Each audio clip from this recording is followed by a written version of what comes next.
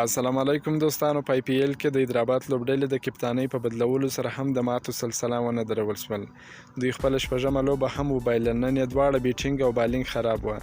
د وارنر پر ځای محمد نبي ولوبېدی. په یوه اوور کې 21 منډې ورکړلې، په بیټینګ کې یوازې 12 منډې وکړې. په دې حساب چې څنګه تمه و، محمد نبي د حیدراباد لپاره ښه نه وځلېدی. یو بل چانس یې هم مس کړ. د حیدراباد څخه د لوبو ګټلو چل هیر سوی دی، همهغه چې زموږ د افغانستان د لوبډلې څخه په 2019 کال نړیوال جام کې هیر سوی و. راجستان رویلز لوبډلې لومړی توپخانه ترسره کړل. په ټاکل شوي 20 اورونو کې د درو لوبغاړو په سوځېدو سره 220 منډې جوړې کړلې. د راجستان لپاره جوس بوټلر په 64 بالونو باندې 140 ډېرې منډې جوړې کړلې.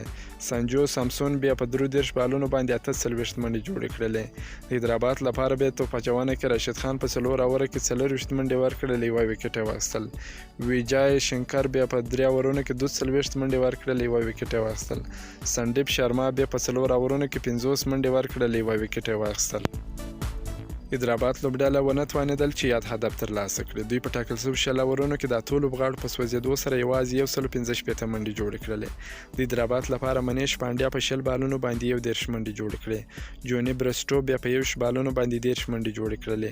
کین ویلیمسن په 21 بالونو باندې 20 منډې ډېرې جوړې کړلې. د راجستان لپاره مستفیض الرحمن چې ډېره په زړه پورې توپ اچونه یې ترسره کړه، په 4 اورونو کې 20 منډې ورکړلې، 3 مهمې خطرناکې وکټې یې واخیستې.